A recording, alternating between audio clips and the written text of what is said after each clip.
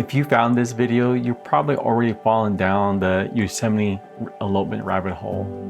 Have you seen the photos, you dreamed about it, and now you're trying to figure out if it's actually possible to make it happen without losing your mind in the process? The answer is yes, and I'm going to show you exactly how. My name is Armando, and I'm an adventure elopement photographer, and I've helped couples elope in some of the most incredible places in the States, including Yosemite National Park. I'm not just going to talk about, the pretty parts. I'm going to give you the real and practical stuff, the permits, the timing, and the best locations, what to wear, and how to actually make it feel special rather than stressful. So let's get into it. So first, why Yosemite? What makes this place so special for elopement? I'll tell you what I tell every couple who asks me that question. Yosemite doesn't just photograph well, it photographs impossibly well. The scale of it, El Capitan rising to 3,000 feet straight up, and then you have Half Dome catching the last light of the day, with waterfalls dropping into a valley that turns gold at sunrise. There's nowhere else on earth quite like this place. But beyond the visuals, there's something about the feeling of Yosemite.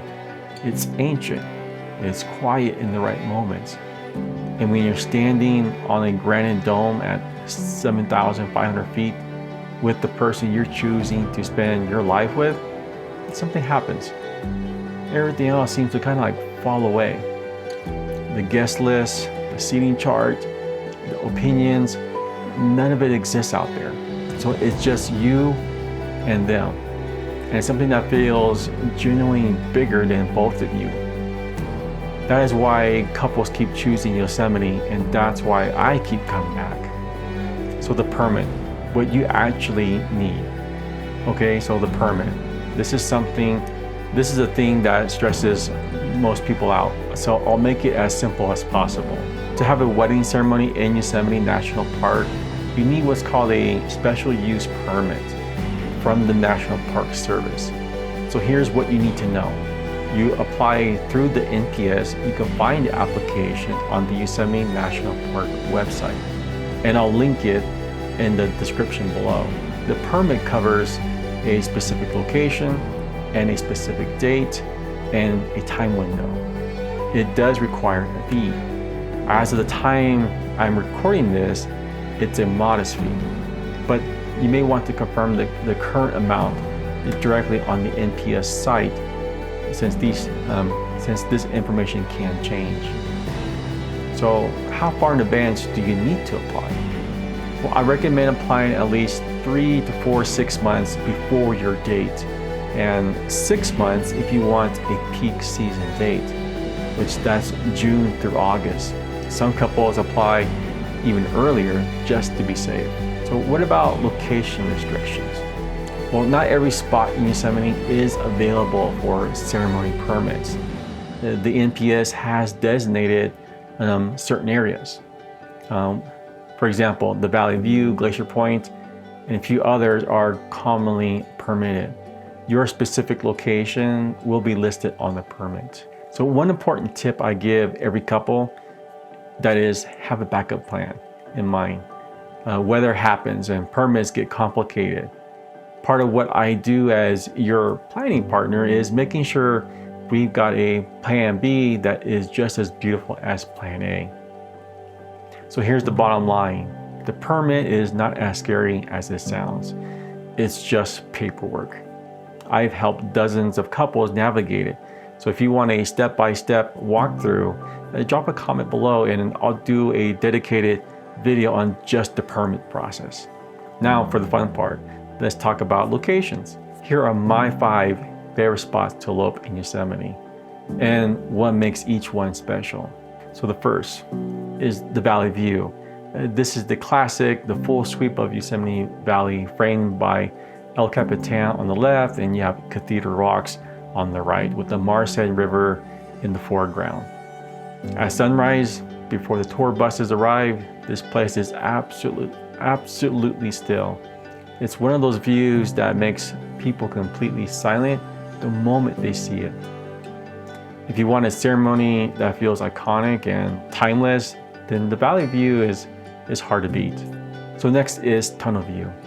You probably more likely have seen this photo or this shot, even if you didn't know it by the name. It's the panoramic view you get emerging from the Wawona Tunnel. You have El Capitan and Bridal Veil Fall framing Half Dome in the distance.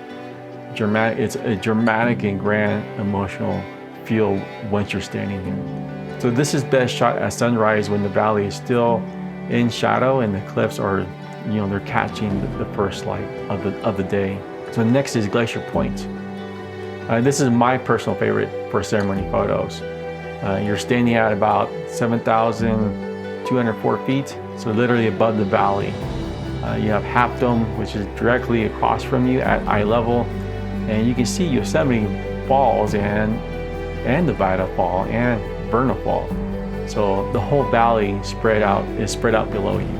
So one thing to kind of keep in mind or keep a note is Glacier Point is typically closed from November through May due to snow. So if you're thinking about Glacier Point, you may want to plan accordingly. Next is Taft Point. If you want a dramatic and a little bit on the wild side, then Taft Point is your spot.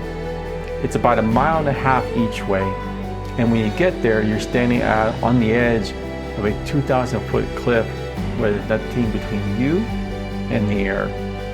The railing situation is minimal, so just exercise extreme caution getting kind of close to the edge. The photos here are unlike anything else in the park. So this spot is best for adventurous couples who aren't afraid of heights. Next is Centennial Dome, a relatively easy hike. It's about 1 mile. That gets you a 360-degree view of the park. You have Half Dome, Yosemite Falls, the high country, and then you also get wildflowers in late spring and early summer, which turns this place into something very, very extraordinary. And it tends to be a little less crowded than some of the other famous viewpoints. So this is the one I recommend for couples who want the views without feeling like they're on a busy trail. So now let's talk about timing, because this can either make or break your Yosemite elopement. When it comes to the crowds, Yosemite gets packed. Summer weekends especially, millions of people visit this park every year. So here is the single most important piece of advice I can give you about timing. That is, show up before sunrise. I mean it. So if your ceremony is at Valley View or Tunnel View, being there at the first light means you might have it entirely to yourselves. But by 9 a.m., tour buses are arriving. And then by 10 a.m., the parking lots are generally full. So arrive early and you get a completely different experience. Next, when it comes to the seasons, April through June is my favorite. The waterfalls are at their peak from the snowmelt, and you have wildflowers that are blooming. Temperatures are manageable, and crowds are lighter than the summertime. The months of September through October, it's gorgeous. The summer crowds have thinned out. The light does get warmer as the days shorten, and there's sometimes a dusting of snow on the high peaks. And fall light in Yosemite is pretty spectacular at that time too. When it comes to summer, July through August, it's beautiful, but it's also crowded. So it can still be magical if you time it right.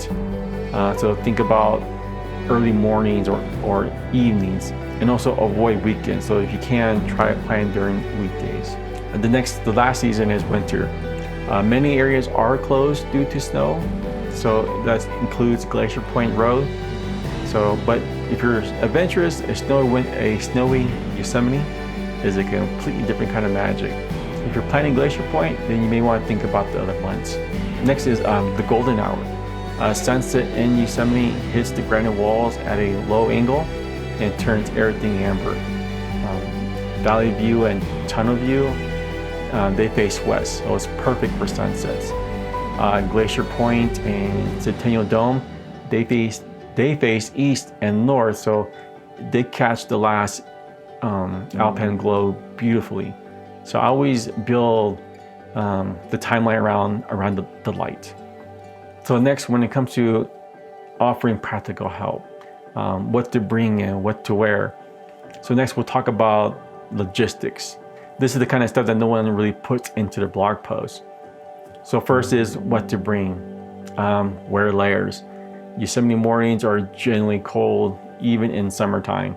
So bring a jacket and plan to shed it as the day warms up. Wear comfortable and sturdy shoes.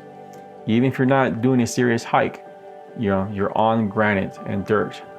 So this is not like the time, to wear heels. You can always switch them out when you get to that spot at the end of the trail.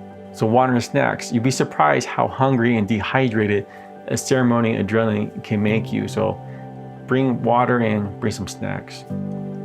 A blanket or a picnic setup if you want to linger after the ceremony. And champagne if you're celebrating. Again, just pack in responsibly. So what to wear? For women, dresses. Something flowy, movement-friendly fabrics like chiffon or silk. They photograph beautifully with the wind, which can make for some nice, practical, and stunning photos. For men, suits. A relaxed or a classic navy or a charcoal suit paired with hiking boots is one of my favorite looks for elopements. It says, this is serious and we're adventurous at the same time. Colors. Earth tones, sage, rust, ivory, forest green. They blend beautifully with the granite and pines. And jewel tones. They pop dramatically against the landscape. Both are great choices. But most importantly, wear something you genuinely feel like yourself. That confidence and ease will show up in every photo. So how I help you plan.